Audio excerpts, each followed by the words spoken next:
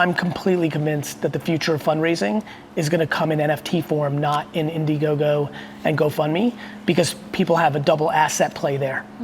I actually think it's how every artist is going to do album releases in the future. Instead of going to a record label, they're going to have the fans be a part of it. So something to put on your radar.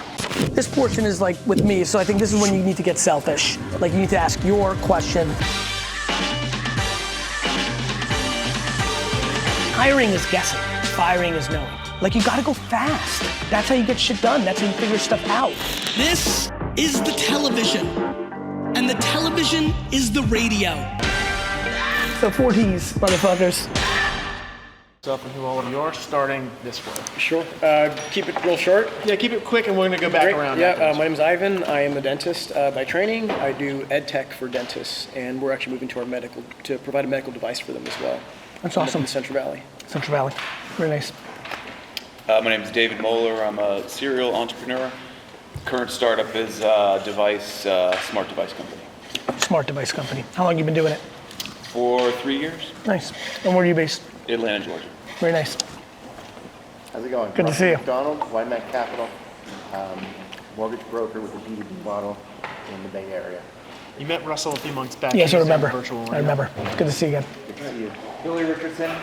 I'm in the restaurant business in Las Vegas. I've got Very nice. 4 little restaurants and growing my brands up. How long have you been doing it? 12 years. Good for you. All in Vegas the whole time? All in Vegas. Well, and then we had time outside and then COVID. Yeah, of course. Lockdowns. Tough. Yep. Pleasure. Thank you.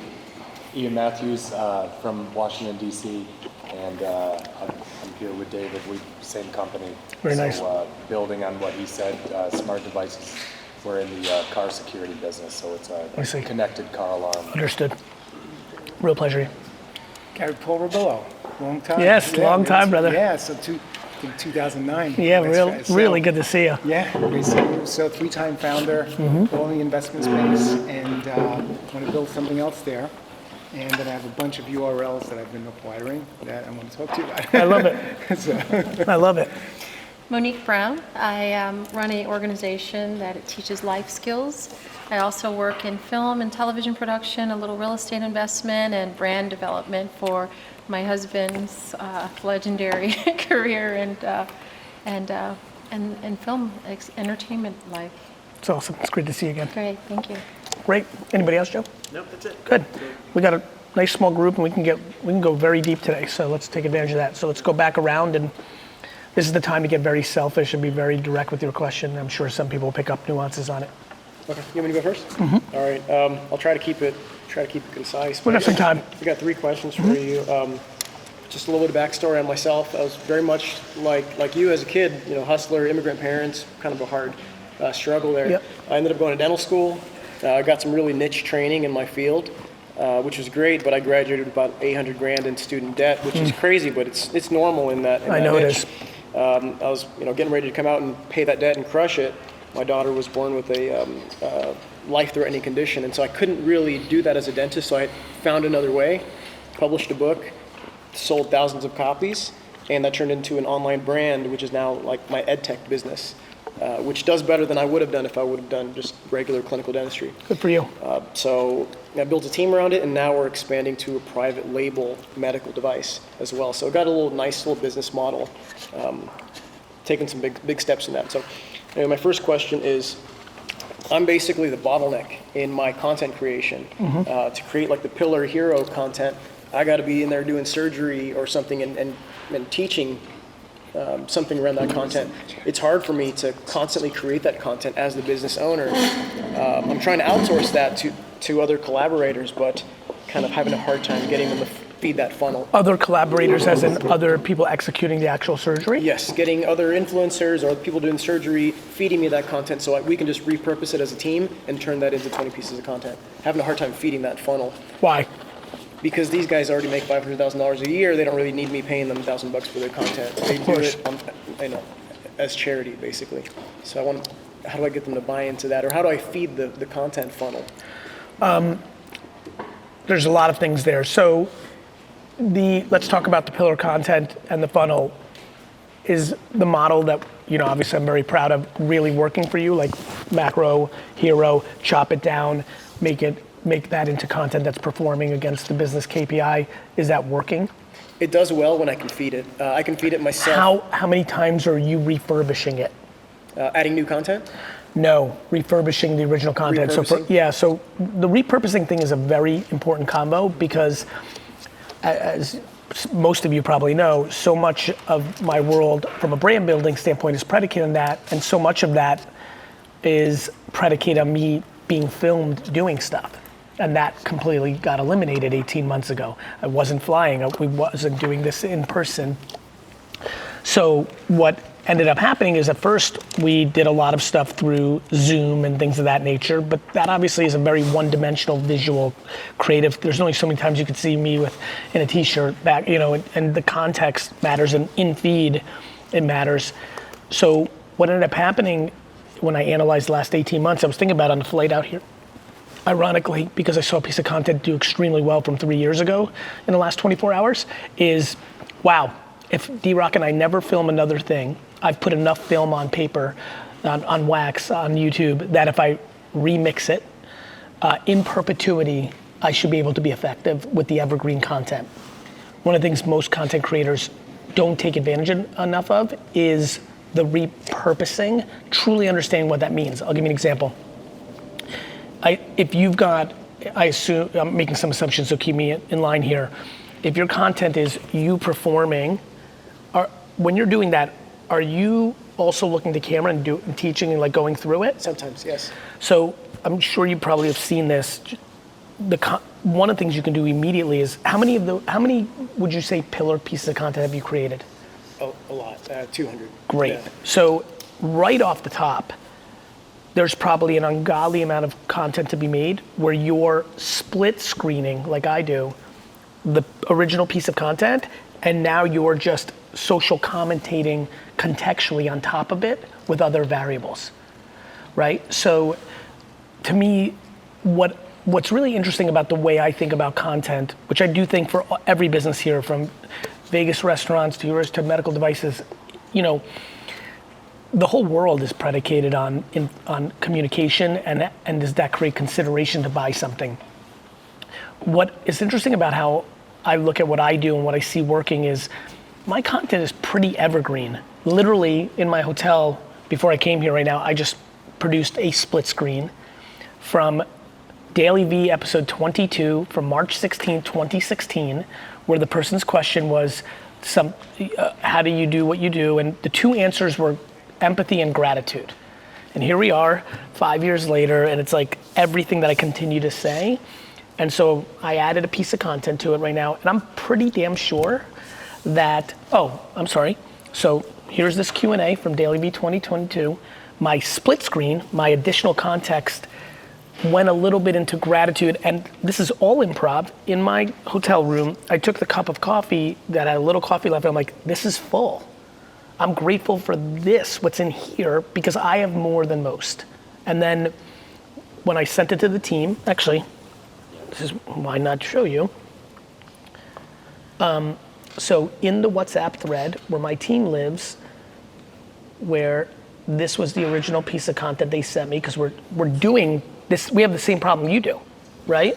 I'm keeping diaries of CEOs. Okay. Right? So here's the question. This will now be a visual split screen. You see where I'm going? You've seen those from me. I would say empathy. Right? And so I'm answering.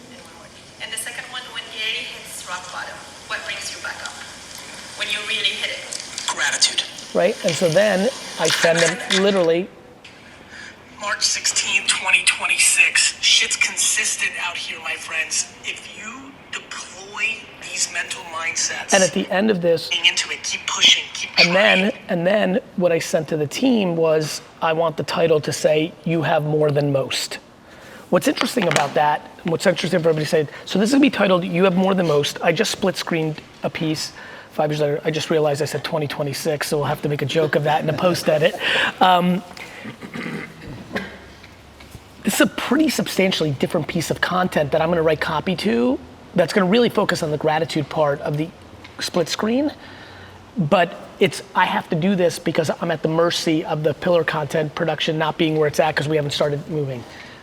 If you've done 200 pieces of original pillar content, you probably have 4,000 pieces of micro content that can be brand or performance based as a funnel acquisition.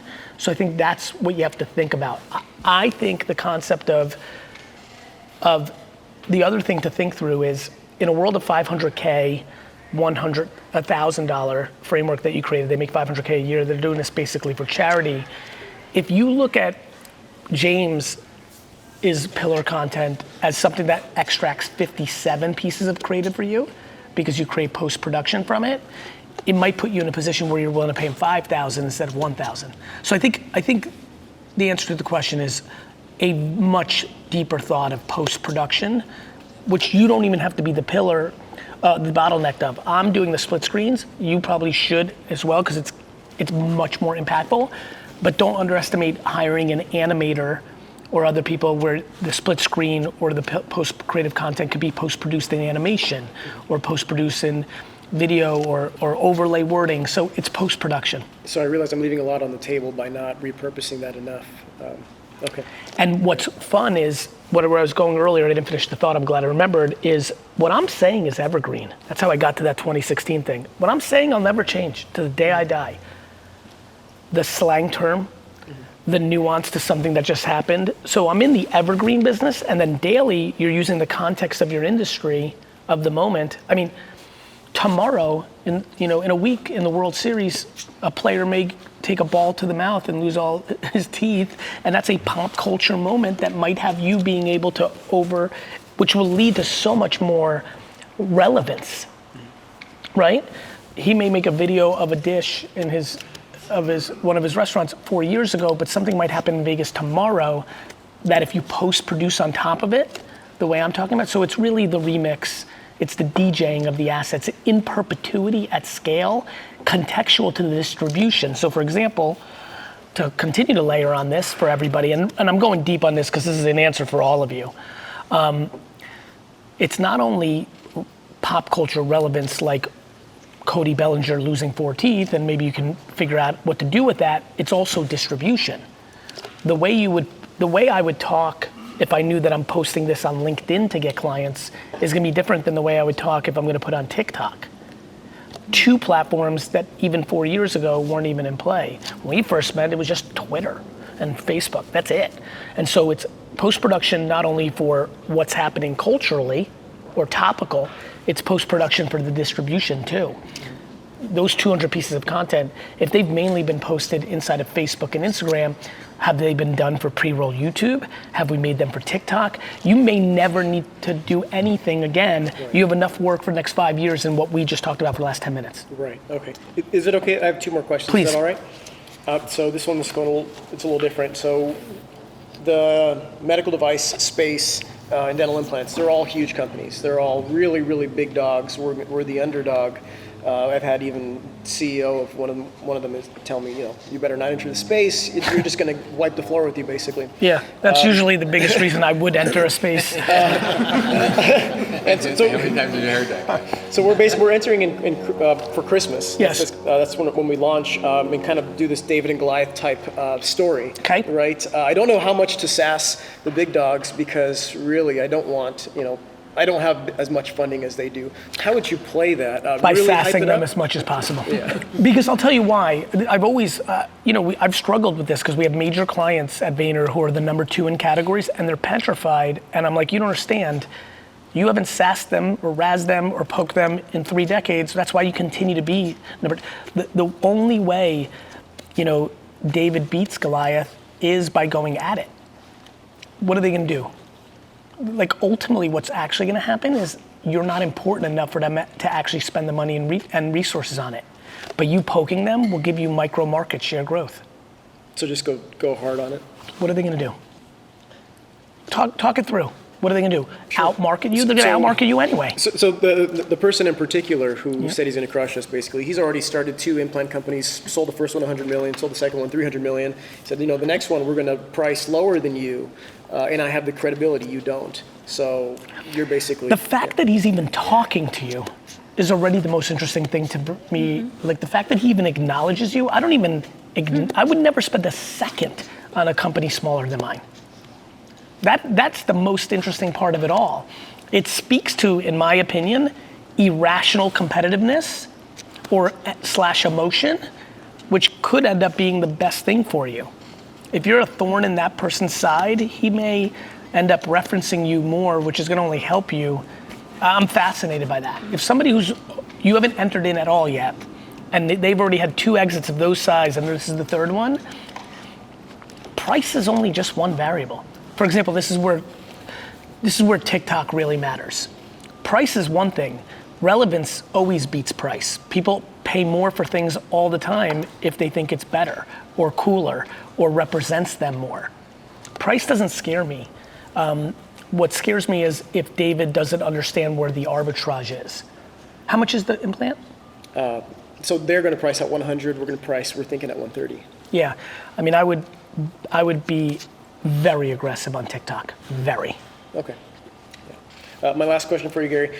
Just as a CEO, you got to keep your pulse on a lot of shit. Yep. If you have personal family crises going on, such as my daughter's medical condition, it's when the shit hits the fan. Basically, you still got a business to run and bills to pay. How do you think straight when you can't? You don't. You don't. And I think the biggest thing I can tell you, my friend, is, as somebody who has not had to live through a level of challenge of that level, I feel incredibly inappropriate to speak to it first. Second of all, what I've observed from others, the only thing I could tell you that feels incredibly natural to me is my number one goal in life is not to live with regret. I don't think there's a single person on earth who chose their business over their family that feels great about it when they get older. I think every moment you spend on your family situation at the expense of your business is a good moment to be spent. Thank you. You got it. David. Yeah, I would grab a prop. 'Cause Please. Accelerate. I like a good prop. What we're working on. Please. And it's a prototype, so everyone be gentle. Yes. So my background, I studied mechanical engineering at Georgia Tech, and then started on the corporate path and quickly realized that wasn't the best fit. Ian was my manager 20 years ago at GE. I didn't fire him if that's what you You didn't, probably should have. Your career at that. Yeah, I also got shit canned from Goldman. Well, I interviewed with them. They were one of my investment banking interviews. A friend and I tried out for a reality TV show called American Inventor in between my first and second year at business school. I was at Harvard. And we actually made it. So this is called American Inventor. It was a precursor to Shark Tank. And long story short, we took this bicycle rack invention, licensed it to Whirlpool. We had a single patent, and they went and sold over 1 million units through distribution through Lowe's, Home Depot. That's awesome. So I decided not to go into finance. Goldman made the right choice in not extending me an offer. They detected I would have quit or been fired, probably fired day one.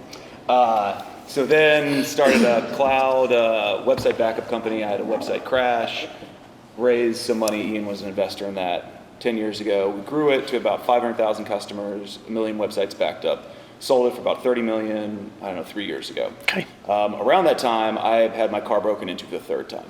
Wow. So just moved to a different part of Atlanta, what I thought was a really nice neighborhood. Had been in 2 prior neighborhoods, had my car broken into, and a neighbor's car was stolen. He left his key fob in the middle of his car. And so I just said, I'm gonna go on Amazon and find ring for my car. I'm gonna go find this thing, buy it, and call it a day. So I searched, all I could find were the club, old school car alarms, and The club. and dash cams. Forgot about the club. But legit, that's what was out Yeah. there. And then one of the top recommendations I believe it. was baby cams. So you take a baby cam, because it's close enough to your house, you could put it in the car and then see what's going on. And so I had an original idea, did a patentability search, and it came back free and clear, so started working on the product while I was... I mean, that must be a holy grail scenario for someone with your kind of skill set, right? The fact that you're living, I think scratching your own itch is always the best start of a business. Mm-hmm. When you're lucky enough to be an engineer and you can actually make it, for me, scratch my own itch, in this scenario, stops somewhere, which is I have no idea how to fucking make the thing. For you, that must have been a really fun moment, right? There are parts of it I know how, there's a microwave sensor inside of this thing, and the hardware where there's literally electrons bouncing around inside of this that allows you to detect someone outside of a car that is way over my head. So I've had to Sure. learn painfully after Sure. a software company how hard hardware Sure. is. Part of what I was describing with the way we grew CodeGuard, we partnered with big hosting providers, HostGator and Bluehost. They'd add us to the checkout list. Yep. And there's your website back. Yep. That's how you got your acquisition. That's how we got it. That's how we grew. I got it. The Claw we sold through Big Box.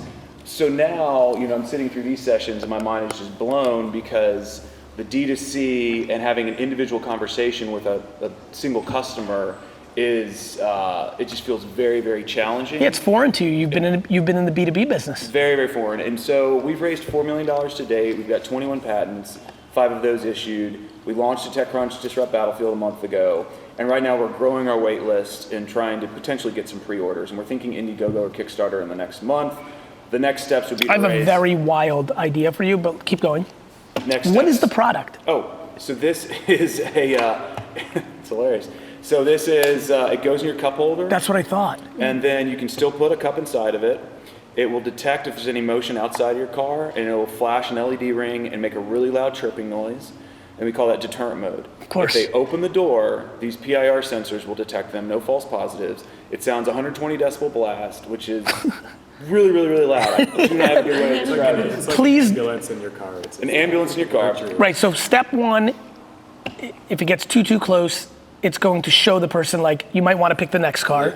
Step two, if the car is super fancy, There's two 10% of the problems that time. people face. Go ahead. People breaking in, so that's big now. And most people just walk around and pull up on door handles because Yeah. people are leaving their car door unlocked, or they've left their fob inside of it, so they walk around, they pull it in, or actual theft, taking off with your car. So when we looked at this, most devices fix one. Got it. So or you're the talking. other, not I'm both. sorry. I apologize. On the first scenario, you're talking about people just taking shit, not taking the car. Taking shit, Yep. taking the Yep. laptop out of the Yep. back seat. Yeah, totally got on it. the door, Yep. $1 billion breaking the worth door of out. things are taken from cars every year. $1 Right. billion worth. That's what's Where the reported. car isn't even being In the car, taken, yeah, that's- and that's just being reported. Which That's just being reported. And there's so It's much gotta be- victim Yep. shaming around this. Of course. Because someone's car gets broken into and they're like, did you leave it unlocked? yeah, just some people. Like honestly, some people are in the place of like just realizing like I'm not going to waste the time and report this to police. I'm going to go to Best Buy and buy whatever the fuck I token.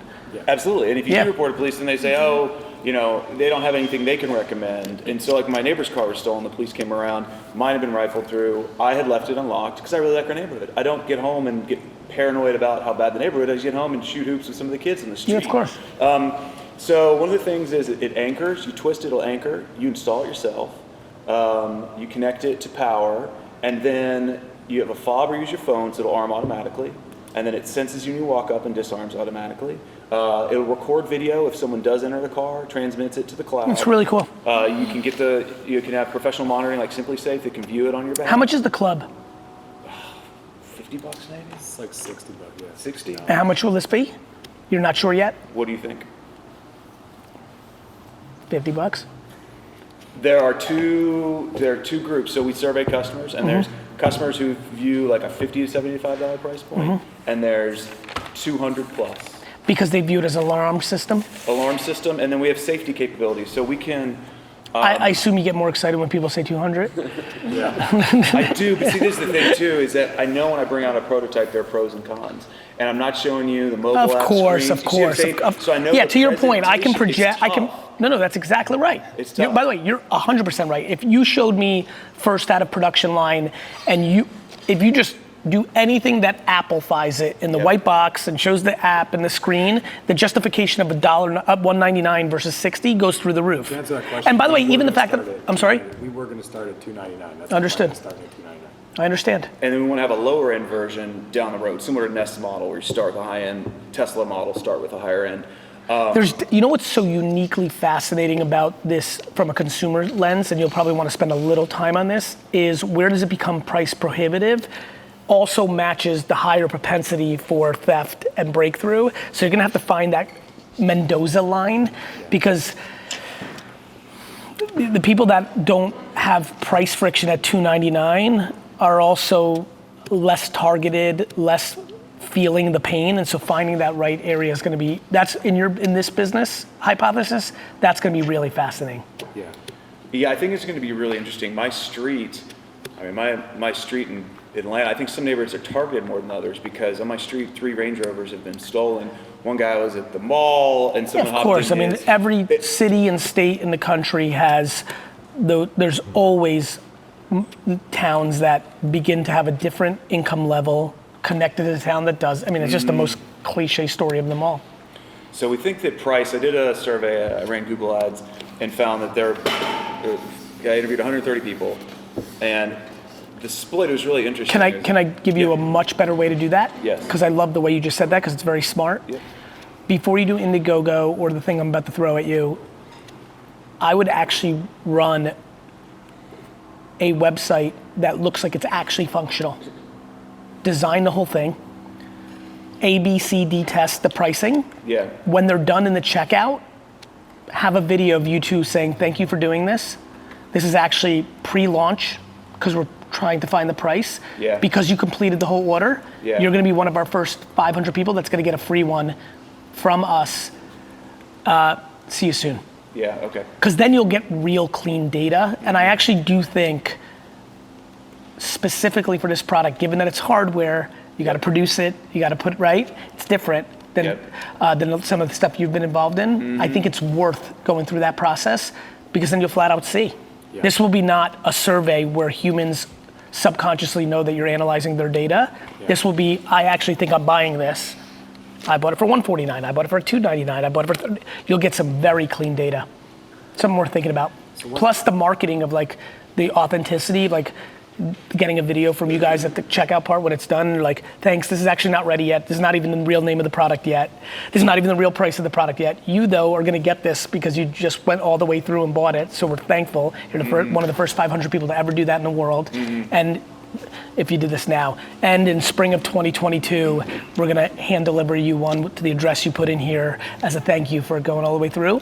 There's a lot that can happen there. Yeah. You'll get the data. You'll build a very small community of very loyal people that feel part of your community. Love that, yeah. You might even get like some marketing and new coverage for your product because of how unique that idea is. Yeah. Where am I on timing? Okay, so let me sneak one quick thing on you and then we'll get back to it if I can. I think the new Indiegogo and GoFundMe is NFT projects. I wonder if you can get together with a artist and produce 1,000 tokens, 5,000 tokens of really cool car art where people buy it and that gives them maybe even a piece of the business. You gotta look at the SEC and like where all that is right now with the Jobs Act and all that. But I'm completely convinced that the future of fundraising is gonna come in NFT form, not in Indiegogo and GoFundMe, because people have a double asset play there. I actually think it's how every artist is gonna do album releases in the future. Instead of going to a record label, they're gonna have the fans be a part of it. So something to put on your radar.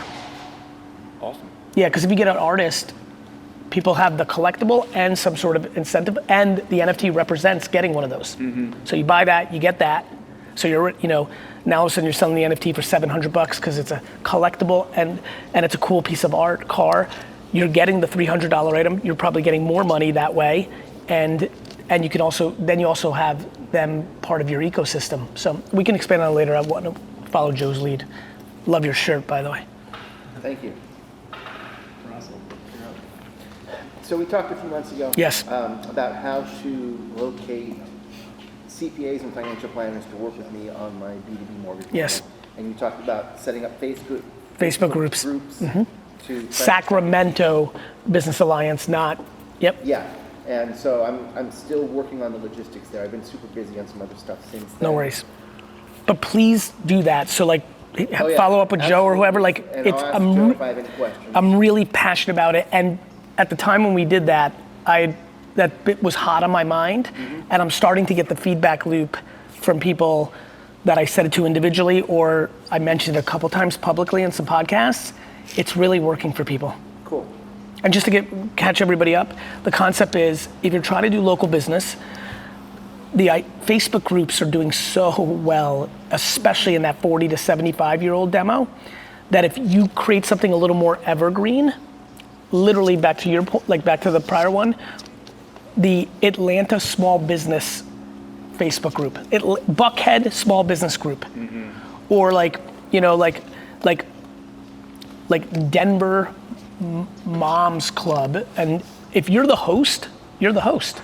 And if you can build up that group, you can do localized marketing inside of it.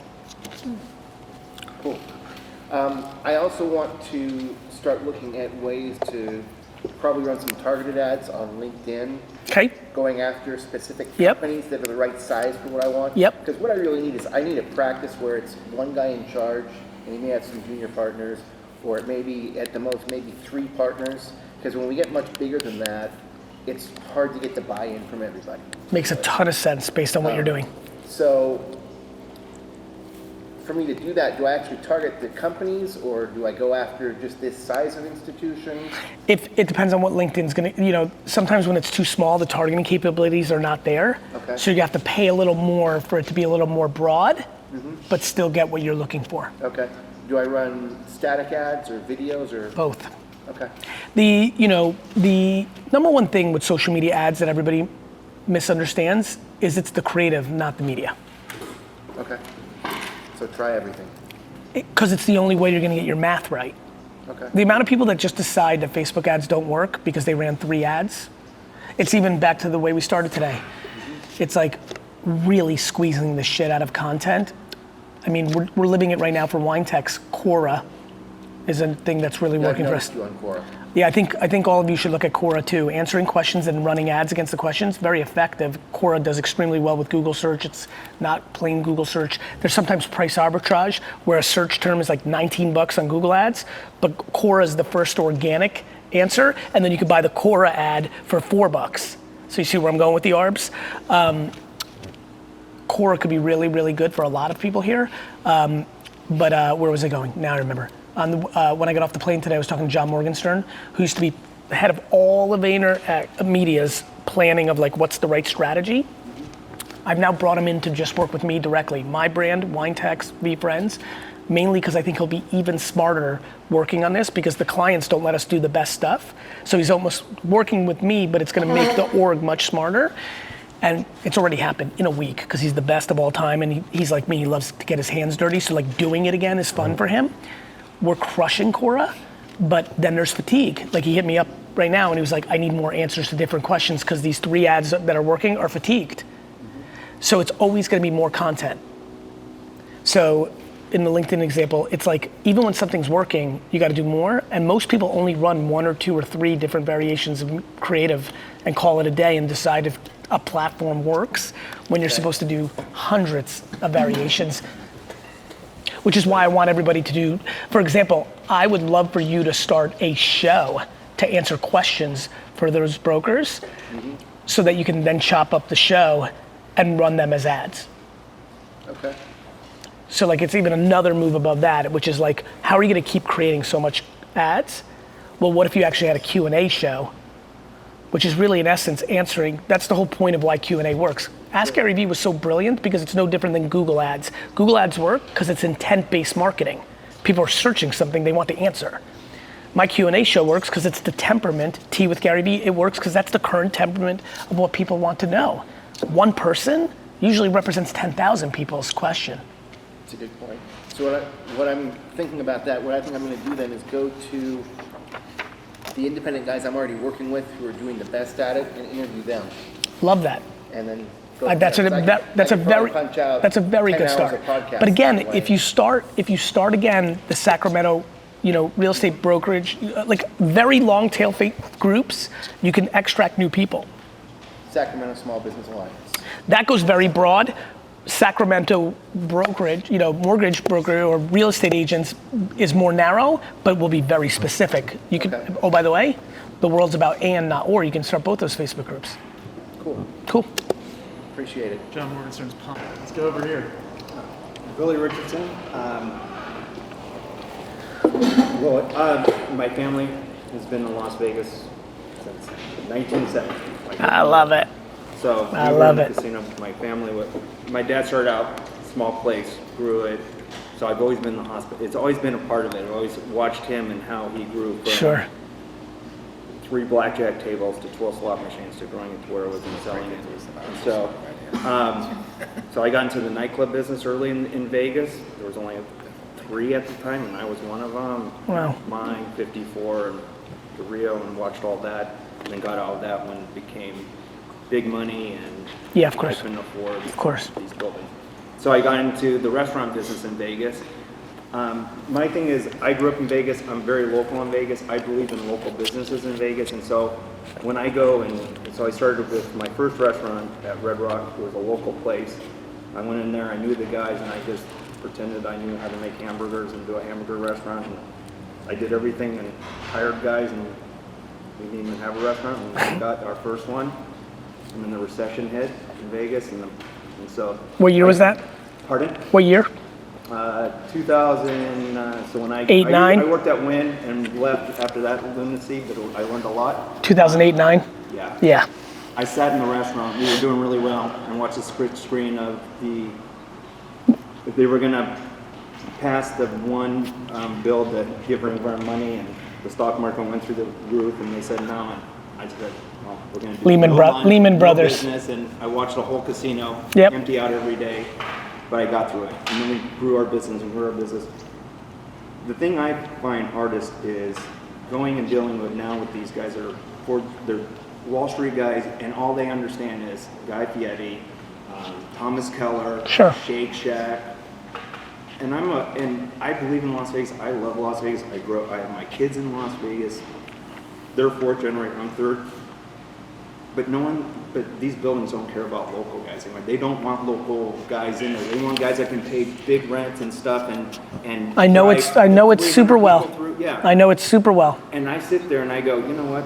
I know I'm the best in this business in Vegas. I know the market better than anyone. I get out and I say it, but then I feel like, well, then I'm being cocky or I'm doing this. And It's not that you're being cocky. It just doesn't mean anything to the people that have the real estate locations that you're referring to. Right. And nothing you say or do will change that. Right. But that's not a bad thing. No. That's only a bad thing if that's the fixation of what needs to happen. Right. And I'm trying to learn about like social media and stuff like that. I've hired PR firms. I've done all that, and they tell me how great it is. It's not gonna happen. To do this and this and this, and I have one kid that works for me, and I've been doing this if I have one hamburger pitcher, I have 9 milkshakes. I've got one milkshake pitcher from every season. Halloween doesn't change, Christmas doesn't change, but being here and learning all this stuff, now I have a good tool of how to use social media, and I have two people that live in my house, a 15-year-old girl and a 10-year-old girl, and I bounce stuff off them all the time, and I get this. They're on their phones, and I go, what brands do you guys like? I don't know, Dad. Do you like Holstein? That's my hamburger place. Yeah, but Shake Shack's better, Dad. Okay. No problem. Yeah, listen, I get it too. I get it But too. I try to learn is that someone taught me that if I have a 15-year-olds now, in 5 years or 6 years, they're going to be 21. They're going to be coming to Vegas. How do I get them to become my customer? And then from 21 What is your business? So did you say you had 4 locations? 4 locations. So one is I do hamburgers and milkshakes primarily, and then one is all pizzas, and then all hot dogs, and then we do lobster rolls and hamburgers. Okay. So I specialize in. I see it. Yeah. And So I'm where in the are? Cosmopolitan. I'm in the resort world. I'm in the lane. I'm in. So you're in the traffic- places. Oh yeah, I'm in giant traffic areas like Holstein's. That's massive. 10 years. Yeah. I'm trying to get locals to come down because Vegas has these guys have done a really good job saying we don't want locals to come down. We're going to charge for parking. Locals don't want to pay for parking. Yeah, I mean, as some, I have a real sense of this market. I almost bought the minor league baseball team with Tony Hsieh, who unfortunately passed. I was very involved in downtown in the early days. I was really friendly with Tony at the time and spent a lot of time analyzing the market because I was going to bet the farm on buying a minor league baseball team. Here are my kind of couple concerns or thoughts. One, I hate friction. Like fighting reality is always a losing formula in business. You know this way better than I do back to Generation 3. I learned this after 4 months of very good homework. Getting locals to come to your place is not mathematically right for them. The fuck are they gonna do that for? One strategy you could have is actually opening a 5th location in a local place, building equity that way, and then when they do happen to go to the places there's that residual brand affinity that is like a macro strategy to think about. The other thing to think about is how do you create differentiation inside those places? Forget about the famous chefs and things of that nature. The reality is that very concise marketing within the feeds of social can always work no matter what the circumstances are.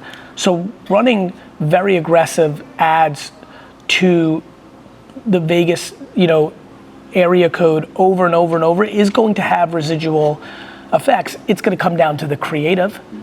But I think, let's break these down, because I assume the 4 locations you have, and I've got a sense of what you've got going on. That game is very real estate driven, like whatever location you have. Those patterns in those casinos are consistent, and you've got a pretty good sense of what that is. Rightfully so, as an entrepreneur, you're like, okay, so this is what it is, and my growth can come if I can get locals to come down. Or just more people, or even just generating more in the United States and worldwide because of the people that are coming to Vegas. Yeah, but it's not gonna work that way, I don't think, unless you do ridiculous shit, right? Like the virality and consistency that you'll need for like me to see it on my TikTok and then remember in 9 months, like there's so much branding that has to go into that. To me, this starts, so I would tell you what I would do. I think that if I'm your partner, I would say, we need to start at the product level. So let me give you an example, something I've always loved about this kind of food. I think you should create a $200 hot dog. Oh, I have a billionaire burger. It's $1 billion? No. Okay, what is it? It's $100. You're like, it's got foie gras on it and truffles. Yeah, so I have now I am the only partner, and I have other people, and then they tell me, well, no one's going to do it, and I have thought of saying, well, this burger's $1 billion, and someone will buy it. Yeah. I see like the $1 million Sunday to get a lot of price. I think what you need to do is create multiple food items per place that are so outlandish and are content driven. So here's what I would do. I would create a $99 slice of pizza for the pizza place. I would think about what the fuck that means.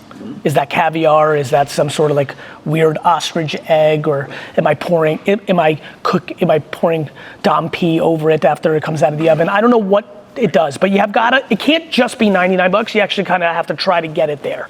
That's number one. Right. Number two, I would have somebody full-time hired for your 4 locations in the main casinos that goes into TikTok and Instagram, uses the hashtag Las Vegas, sorts it by recent, sees who's just posted because it's proving that they're in Vegas, and DMing them to come to the place to get a free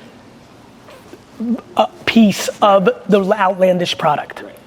If you create the bait and then bring them in, and you're giving me and if you hit up D-Rock, because he somehow has a lot of followers,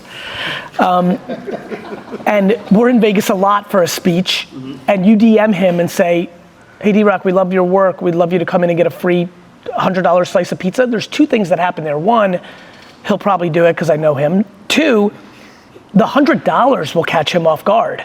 Even if he wasn't gonna do it, that might make him do it. Like you're like, what is that even? I do believe that would work. I really do. I think and I'm trying to. Let me break it down one more time because I really want to make sure you get it because I'm going to move on. Yeah. 1 to 2 ridiculous items. You're already aligned with me because you have a $100 burger. So you're already there. 1 to 2 items that are really outlandish, rethink them because the $100 burger potentially should be refurbished because you thought about it maybe with a different context point. You need to make it so visually interesting that when the influencer comes for the free thing, they're gonna wanna you're not gonna ask that. The second you say, D-Rock, come and if you post on your Instagram, we'll give you a $100 burger, you're already dead. Right. If you just say, hey, we see that you're here, we love your stuff, come in, ask for Carl, the manager, and we'll give you the $100 milkshake. When that person gets the $100 milkshake, you clearly want them to do the thing we want them to do. You have to make it so visually ridiculous that they themselves want to do it because it's good content. You need to hire a full-time person to constantly stay on TikTok and Instagram to see who's hashtag Vegas and DMing them. You need a full-time person. Right. Got it? Yes. Awesome. Thank you. I appreciate it. Yeah, thanks. Over to Monique. Oh, that's interesting. I wasn't. So one of my biggest challenges right now is we had in the sports and athletic Yes.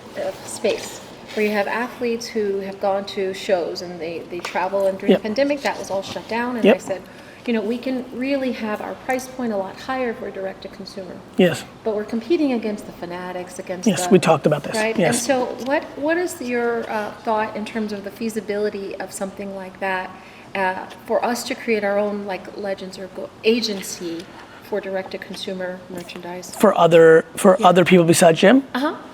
I think it's real. Yeah. I think there's a lot of fragmentation available in talent. Mm-hmm. It's why there's so many managers. It's why there's so many agencies. I think the feasibility is very real. I think the question you have to ask, and we obviously have a little bit of a preview of this because you and I spoke recently about this. It's going to come down to how good you are at it. Yeah. The problem with do I think that Jim and you and somebody you hire or somebody on the team reaches out to 12 Hall of Famers and say, are you really happy with the way you have it? We're starting this thing, would you come? You know this better than I do. I'm just around it a lot. Legends trust other legends more than they trust somebody else trying to get in their pocket. So do I think you can get 6 people, Roger Staubach this, or Earl Campbell? Of course I do. I think you can.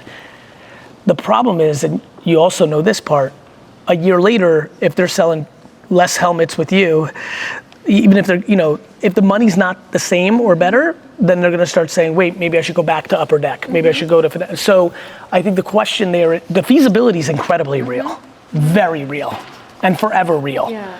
The question is, how much belief do you have that you can build the organization that can create that demand? I'm not scared, about, as much as I love Michael Rubin Fanatics, and I do, they're real homies. Do I think there's fragmentation? Of course I do, because it's happening. There's a lot of fragmentation. I think the question becomes, can you create the demand creation outside of, John Elway putting a link in his Instagram saying this is where my memorabilia is? You're gonna need Right. you're gonna need more than that. Much more than that. So are you an organization? You become a retailer. Right. How good of a retailer are you? And that's where I think the ideology always gets people going. Right, They're like, right. yeah, we're gonna get Right. 50% of the action instead of 20, Right. but 50% of 17 signed balls Right. is a lot less money than 20% of 20,000 balls. Exactly. And I think that's the thing you're gonna have to figure out. That's right. And that's really where we are in terms of the feasibility of it. I mean, the other thing is, look, for you specifically, your guy's situation, you're at such the tippy top of it that you could leave for a year, and if you decided, oops, we need to go back, every major player is going to be very thrilled to have that convo with you. Yeah. So you got to keep that in mind too. Yeah. We wouldn't do it ourselves. Yes. We would definitely have a team. We build a team around it to. That's the decision you're making. Yeah. Do you believe that this team with better economics can close the gap on a team that's out there that's been doing it at the scale that Right. whomever you're with? Yeah. I don't have that fully And figured what's out. missing? Like, what is it that they're not doing? Where's Correct. That And what, differential. that's right. And what can you add to it? Right. Access, virtual Content, access, definitely. content, all that stuff. And the second. But let me say this, Monique, because I've seen it a lot. Don't get over-romanced with the better percentages. Right. A lot of people Yeah. lose on that game. Absolutely. Because in your specific thing, unlike other, it's one thing when I'll tell you my story as a public speaker. When I looked at the data after 2 years with CAA, Yeah. and at first it was great because actually, God rest his soul, when Tony Hsieh would say no, and I was at CAA, they'd be like, how about this guy Gary Vaynerchuk? He talks about similar stuff.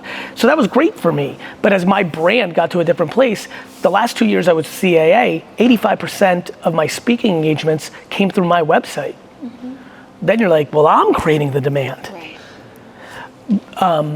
Yeah. So I think the demand creation is always going to have the leverage,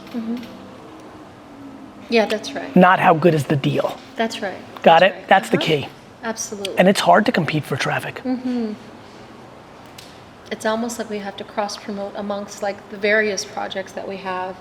But the scale, constantly. scale in which, and what are we talking exclusive? And then you think about friction for the consumer. Right. Like if I'm looking for, I'm going to go to Google or I'm going to go directly to Fanatics, maybe Upper Deck, and type in his name, eBay, right? That'd be the other place I'd go. You got to think those things through. Yeah, I definitely am beginning to feel that obviously Fanatics has a footprint that's way larger in this space, but there's so many other areas that they're not as big in. I agree. certain types of apparel, or even lacrosse as a growing sport. So kind of. And Jim's, I mean, you know what I Yeah. feel about his opportunity with Yes. lacrosse and telling Right. that story. Yeah.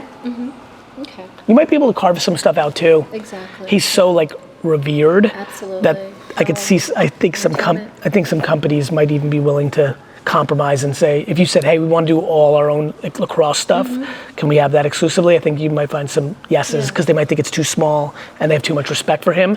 And then you could test. Yeah. Maybe you start there. I mean, he is the greatest lacrosse player of all time.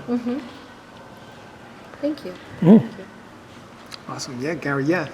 So I am working on my next startup, and I am thinking about kind of how do I help the masses, right? I've always built niche sites in investing, dividends, mutual funds.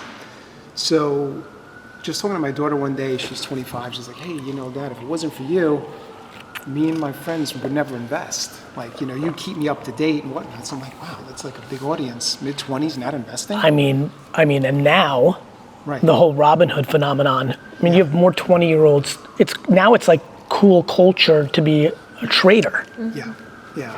And I think that's the thing, everyone's into that, but the problem then is people get intimidated, right? So like my course. daughters aren't thinking about like, oh, I'm going to trade crypto, I'm going to trade this, right? So my thing is I came up with this idea, the investing superstore. So when you think about a superstore, you think about Walmart, Target, everything's there. Superstore. Superstore, right? Sorry, I heard superstars. The investment superstore. Keep going. So the idea is to have any asset that you can buy in one location. Okay. So partnering up with a different sort of platform. So if you want to buy fractional shares of a rookie card, you want to buy stocks, you want to buy crypto, whatever the asset is, partner up with these companies, and everything's done in one place. So the idea is, Are you going to do that? Are you going to do that through APIs, or are you going to be able? So build like the Amazon I understand what you're investing. So like a discovery engine. So people that bought this asset also bought these assets. Yep. So the idea is to build the anti-Robinhood, right? Because Robinhood is very gamified, it's trading. I want to build something that's more zen, right? I guess I've been in San Diego 5 years and it's rubbed off, right? Yeah. So I'm in this very like zen, no noise. I don't want any alerts from Wall Street, no upgrades, downgrades, earnings reports. I just want people to buy assets.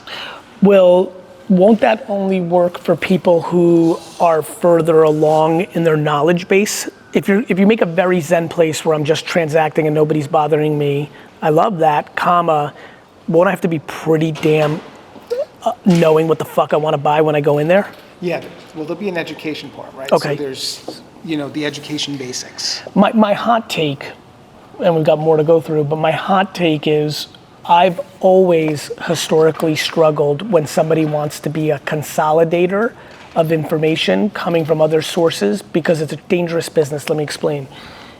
It's very hard to win that game because first of all, it's hard to get people to come to a new place. And that takes a lot of money. It's a theme. Mm-hmm. 2, if you're even able to succeed in that, which is a monumental win, when you're relying on APIs or other data sets, if you become too big, they shut it off. Right? Because they don't want to pay you the VIG. So that's one thing to think through. Yeah, well, the way I thought about it was like lead generation, right? Yeah, so we're totally. selling them the business. And I have a good enough sense of like how you came up, so it makes sense to me. So it's, so it's lead generation. The flip side, the other aspect that we thought originally was this Chrome extension, right? Like you see, MetaMask. Yeah, or even like, Join Honey. Yep. Join Honey, people like, they're in their cart, they're about to buy something. So even to create something where we can see what's in your cart and say, hey, there's 5 of the 12 things are investable. I think the question becomes the following. So the hypothesis of everybody being an investor in their 20s is very real. Let's start there. The macro hypothesis, that is super real. The amount of content on TikTok right now, like actual investing advice that 16 and 17-year-olds are taking very seriously between sneakers and sports cards and definitely NFTs and crypto and stock and Robinhood life and the whole GameStop stuff. Enough has happened that I would bet the farm on what's going to happen with 20-year-old behavior on investing. So that's great. Mm-hmm. The thing that you're thinking about, my first reaction on the next part is you're taking a very Web 1.0 approach to it, consolidation, fragmentation, arbitrage. I do like the extension a little bit more. I think all of them are gonna do it. Coinbase, Robinhood, and these platforms have tens of millions, if not hundreds of millions of users already, and they're gonna continue to verticalize and horizontalize offerings. So the Superstore thing doesn't fire me up because I think that's the roadmap of all the people you're competing with that have 100 million user head start and billions in fundraising head start. Interesting. Yeah. So that's one thing to just be open-eyed to. Yeah. I don't think that's enough of a moat. Yeah, well, the moat part that I was going to add in was the community part, right? So that now that we By the way, own always. Yeah, so like we own But- like the same asset, if we can create the communities in these. But that's a chicken and egg thing, right? Like, what size of scale does a community need to be a moat? Yeah. It needs to be pretty large, and like, how do you get them there and why? It's why I'm so in love with content. I always think that content, at the end of the day, always is the lowest friction point to creating community. Yeah, I mean, I think the Superstore thing is concerning just because I have a good enough read on what Robinhood and Coinbase and others, even everyone's battling for the same thing now. Right. The macro Superstore thing scares me. The super macro hypothesis I'm in love with. Like the whole, the way this started, like, hey dad, me and my friends are, that's huge because it's real. Yeah. I just wonder where you should put that energy. Yeah, the Investor Rest was like the brand that we had for the Chrome extension idea, right? Which is like, now you're in your car, it's like, hey. Look, do I think that can work as a Chrome extension? I really do.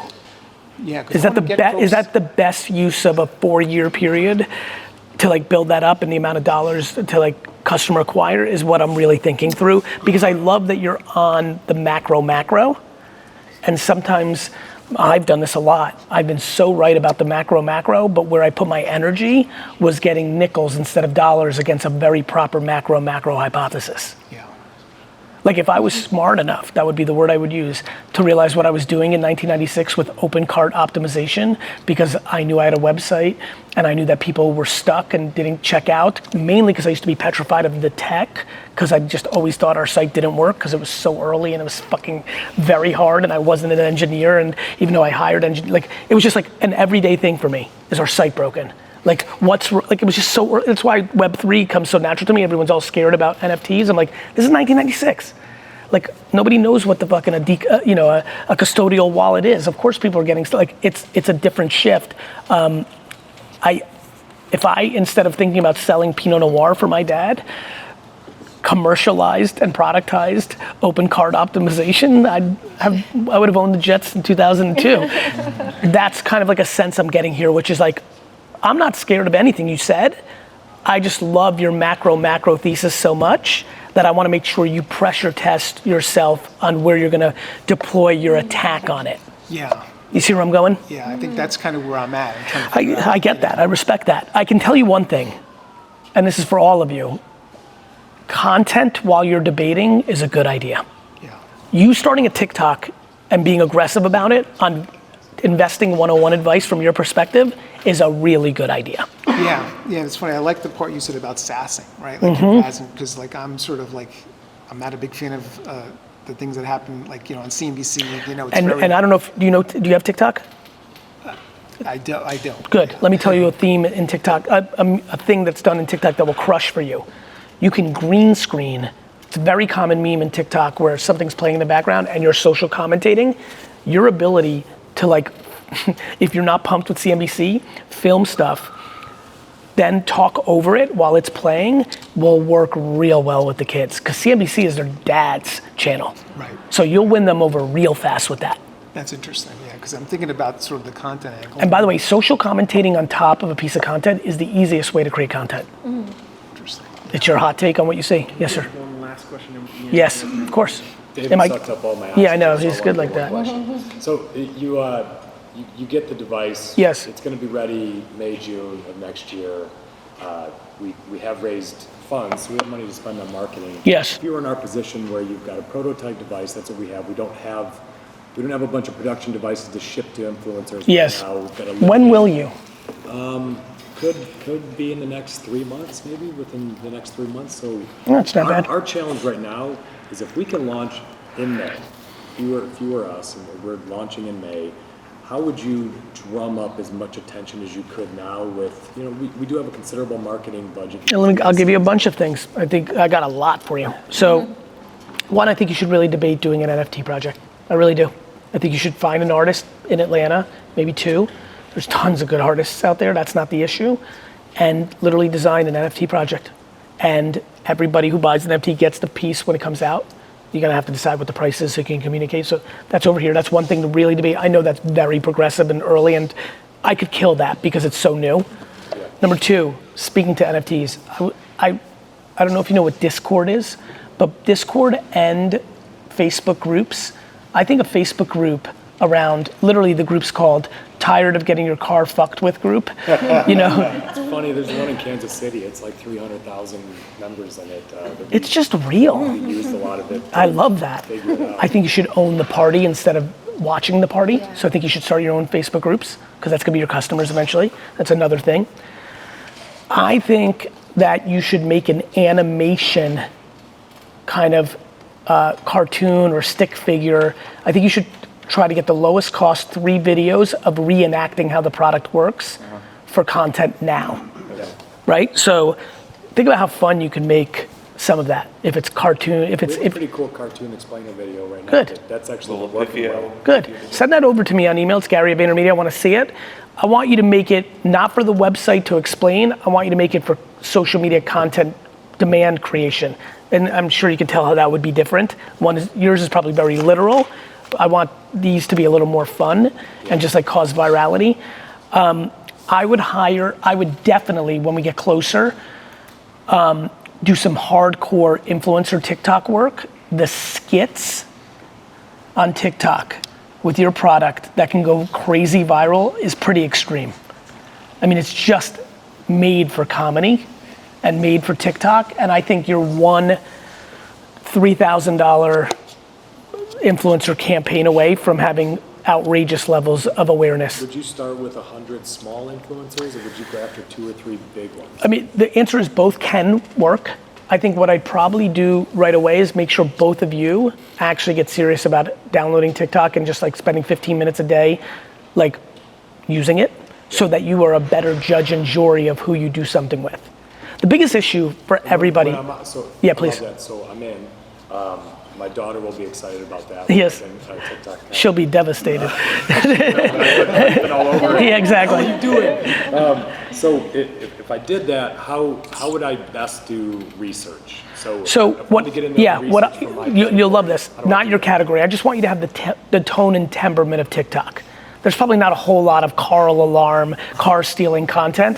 What I want you to do, back to where your partner in crime here, he referenced basketball and has a basketball shirt on, good. Let him fucking like have his stream filled with that basketball content. I just want both of you to have a taste of the temperament. You're not gonna find content around you. What you're gonna find probably along the way, what I hope, my dream is on March 9th, you're staying the course. 10 minutes a day, you're just going through and you're like enjoying it as a human. You find something that really makes you laugh, you click on the person, they've got 87,000 followers, you look at their other 6 videos, you're like, this person's fucking good. This is me dreaming. Oh shit, this person lives in Alabama, not too far. You message the person, go, I love your stuff. Would you consider doing something for a brand? You see where I'm going? That's like my dream state. It doesn't have to be that lucky. It could be something else. But at some point based on your timing, in April or May, I'm gonna want you to spend $10,000 on 2 or 3 or 4 or 5 influencer campaigns. And I want you to be dramatically, back to PR, back to the lovely gentleman to the left. People waste money when they don't know how to judge it. The amount of people that have wasted a fortune on, almost everybody who tells me that social media doesn't work, I already know exactly what happened. They wanted to try it out because they were scared to waste money. They went with someone that's bullshit, either completely full of shit or just is shit, and they don't even realize it because it's small. They do their thing, it doesn't work, and they decide after 3 months of fucking putting $2,000 a month into some horse shit that doesn't work. That's like me going outside right now and dribbling a basketball, not being good at it and saying that basketball isn't a viable option. You have to be good at it. Yeah. So you need to know, you understand why I brought up TikTok so much. from 2011 to 2013, if you were the best in the world at running Facebook ads, you built a huge company. In 2015 to 2017, if you were the best at the world of being an influencer on Instagram, you really built something big. We are in it right now, and we've probably got another 12 to 24 months where you're just getting better deals from TikTok than TikTok is getting from you, and then they tip. Right now, everyone on Instagram that's one-dimensional Instagram is crying. Their organic reach is down. It's harder. They're not growing as fast. They're not making as much money.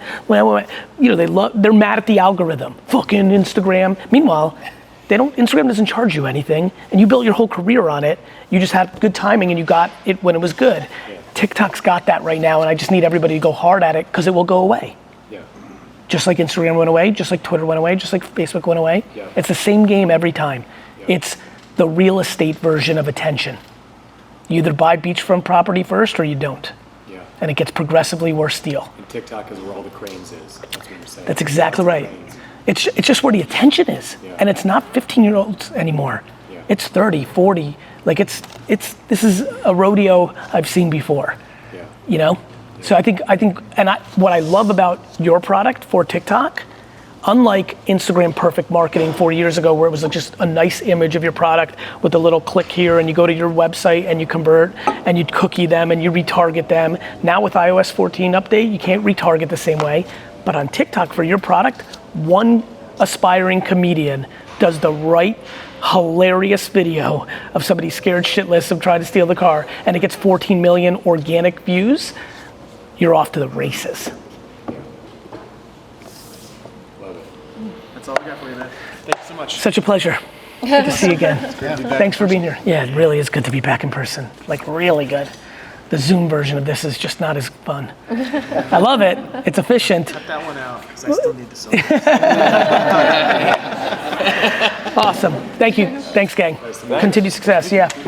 YouTube watcher, what's up? It's Garyvee. First of all, thank you so much. I hope you're doing super well during these times. I also want to ask you, please subscribe because my commitment and exploration of YouTube is about to explode. Stories, polls, more content, more engagement, more surprise and delight.